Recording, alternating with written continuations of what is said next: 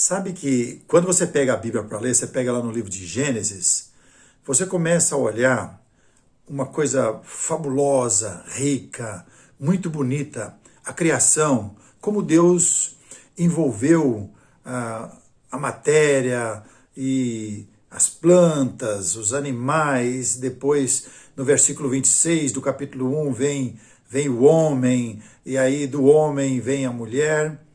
Mas logo em seguida surge algo que vem atrapalhar a vida do homem. O pecado entra no mundo. E daí você começa a contar, desde o capítulo 1, viveu tantos anos e morreu. Aí depois vem da descendência, e você vai ver no final de cada versículo, do capítulo 1, do capítulo 2, especificamente do capítulo 3, e vai aparecendo e morreram. E o homem vem, na verdade, nessa luta, nessa busca pela vida, até os nossos dias de hoje. E aí, aqui onde nós moramos, né, próximo aqui tem o cemitério, e aí você está passando em frente, semana, depois vem outro, você vai lá ver o velório, pessoas tristes, pessoas lamentando, né, perdeu um amigo, perdeu um ente querido, e está voltando ao pó novamente. Como Deus diz, tu és pó e ao pó tornarás. Então você percebe que nós estamos convivendo com isso desde que Deus colocou no mundo o homem. E na verdade não é só o homem. Você percebe que tudo que tem vida acaba partindo desse mundo. Vive por um período e depois acaba partindo desse mundo. Encontramos também nas plantas um período de vida e depois ela se acaba. Então nós percebemos que isso é algo que tem preocupado o homem na história da humanidade. Até os nossos dias de hoje, o homem tem enfrentado a morte física. E aí ele não achou saída. Já tentou lutar de todas as formas. Há uma ideia de congelar o homem quando tem uma doença, para que quando descobrisse o remédio certo, volta ele à vida. Mas sabemos que isso tudo é em vão. O cientista vai tentando. Deus falou que nós vamos voltar à vida um dia, né? Agora, uma das preocupações que eu e você, todos nós temos, né? Será que um dia vamos voltar de novo à vida? Será que o que Deus prometeu vai acontecer? Porque viver hoje é muito pouco você comparando com a eternidade. Aí encontramos pessoas com 100 anos, com mais de 100 anos, nos nossos dias ainda tem. Às vezes com até uma certa vigor de vida e até admiramos, mas ainda é muito pouco. Morrer aos 100 anos é morrer muito jovem. Estou falando da morte física. E aí ficamos pensando, será que Deus vai trazer o homem à vida novamente? Quando o apóstolo Paulo escreve a primeira carta aos Coríntios, parece que estava tendo essa mesma discussão, isso há 2000 anos atrás. Aí percebemos que o apóstolo Paulo escreve para tentar amenizar a ideia errada que seria bobagem o homem confiar nos planos de Deus, seria bobagem o homem confiar no Evangelho, que é o que trouxe, né, o sacrifício, que é o corpo de Cristo. Ele foi pregado numa cruz, foi sacrificado, derramou o seu sangue para dar a vida para todos quanto têm a esperança. E o apóstolo Paulo escreve mostrando para aqueles irmãos, e isso nos ajuda, porque não é uma ideia só de Cristo, é uma promessa de Deus. Quem obedecer aos meus ensinos vai ter a vida. Mas que vida é essa? Aí percebemos, a partir do versículo 13, do capítulo 15 da primeira carta, ele diz bem assim: e se não há ressurreição de mortos, então Cristo não ressuscitou. E se Cristo não ressuscitou, é vã a nossa pregação e vã a vossa fé. E somos tidos por falsos testemunhas de Deus, porque temos asseverado contra Deus que ele ressuscitou a Cristo, ao qual ele não ressuscitou. Se é certo que os mortos não ressuscitem, Porque se os mortos não ressuscitam, também Cristo não ressuscitou. E se Cristo não ressuscitou, é vã a vossa fé e ainda permaneceis nos vossos pecados. E ainda mais, os que dormiram em Cristo pereceram. Por que ele diz isso?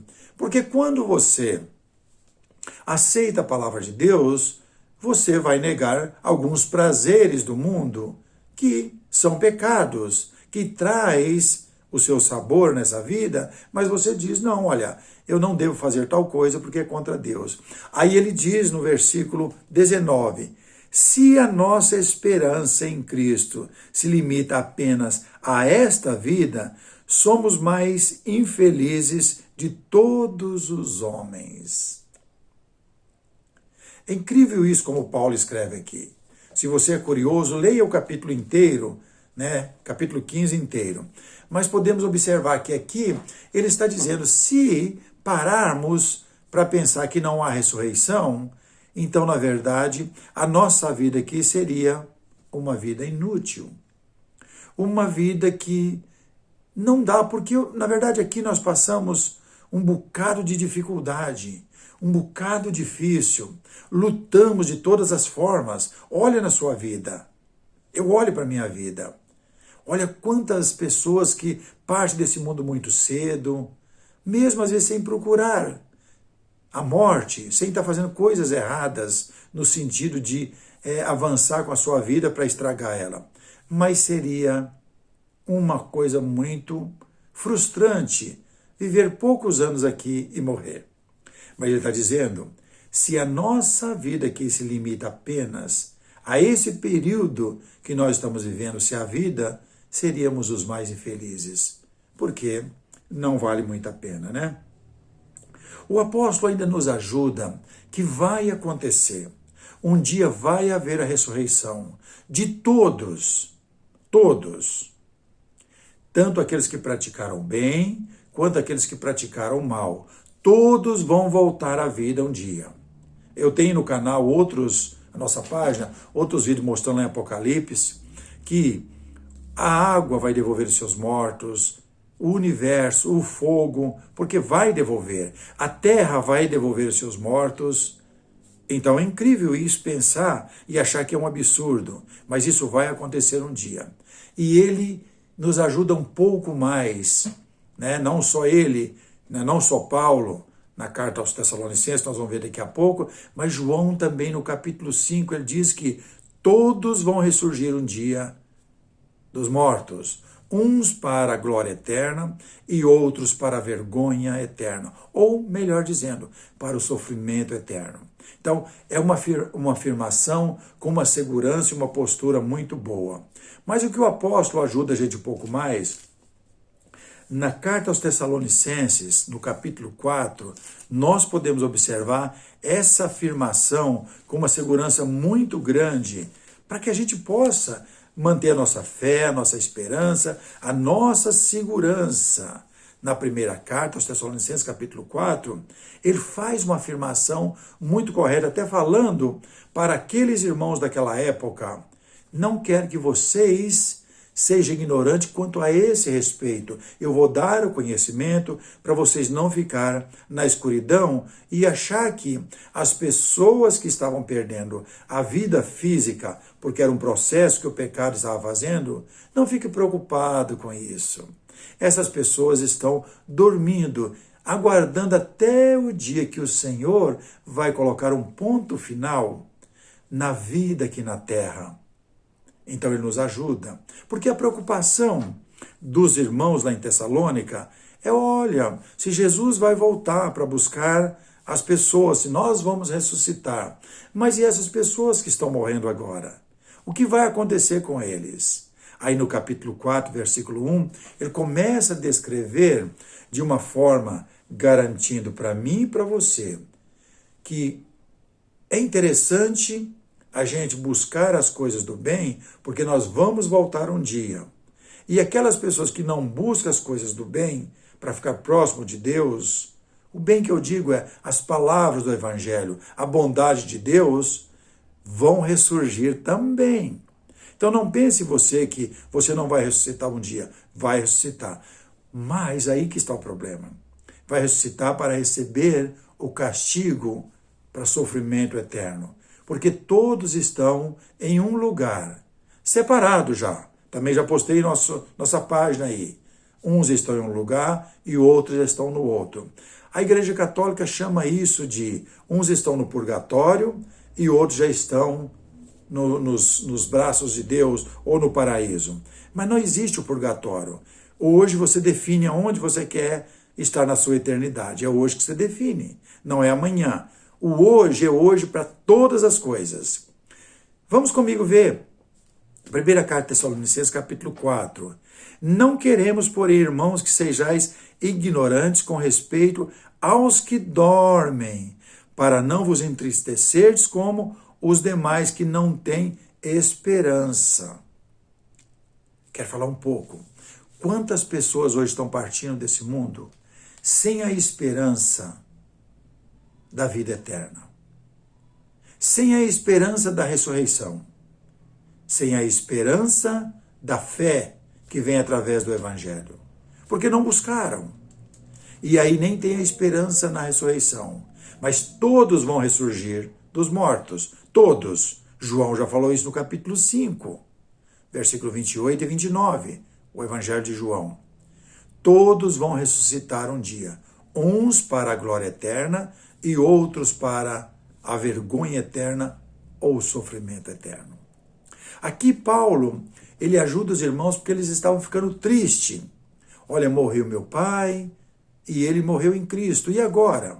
Olha, morreu a minha mãe, ela morreu em Cristo. E agora? Ele está falando, fique tranquilo. Não seja ignorante com esse respeito. Deus vai trazer todas essas pessoas de novo à vida, para receber a verdadeira vida ou a verdadeira morte. Não sejam ignorantes, como os demais que não têm esperança. Ele falou isso. Muitos não têm esperança. Aí ele diz no versículo 14, pois se cremos que Jesus morreu e ressuscitou, assim também Deus, mediante Jesus, trará em sua companhia os que dormem. Aqueles que morreram em Cristo, os que dormem em Cristo, estão repousando em Cristo, estão em um lugar. Apocalipse capítulo 6 diz que eles estão embaixo do altar, aguardando até que Deus complete o número da sua família que ele está formando para morar com ele na eternidade. A família que vai receber a maior riqueza, o melhor prêmio da vida, aqueles que depositam a sua fé hoje nas palavras de Cristo e confia no seu sangue, o sangue que traz a vida. Devemos pensar nisso. Versículo 15. Ora, ainda vos declaramos por palavra do Senhor isto, nós os vivos que ficarmos até a vinda do Senhor, de modo algum precederemos os que dormem. Porquanto o Senhor mesmo, dada a sua palavra de ordem, ouvida a voz do arcanjo, a ressoada da trombeta de Deus, descerá dos céus, e os mortos em Cristo ressuscitarão primeiro. Então, aqueles que estão na sepultura, que dormem em Cristo, a terra vai devolver eles, vão receber novos corpos. Primeiro, depois ele diz, depois nós, que estamos em Cristo Jesus, nós, os vivos, que ficarmos até a volta do Senhor, seremos arrebatados juntamente com eles entre nuvens para o encontro do Senhor nos ares, e assim estaremos para sempre com o Senhor. Consolai-vos, pois, uns aos outros com estas palavras.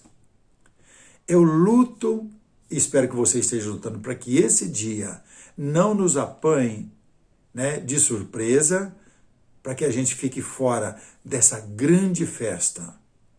Por quê? Feliz o homem que Jesus vai arrebatar para ir ao encontro do Senhor nos ares. Os anjos vão pôr os pés aqui na terra e vai levar aqueles que vão morar com o Senhor. Eu gostaria de estar nesse dia, junto com o Senhor nos ares.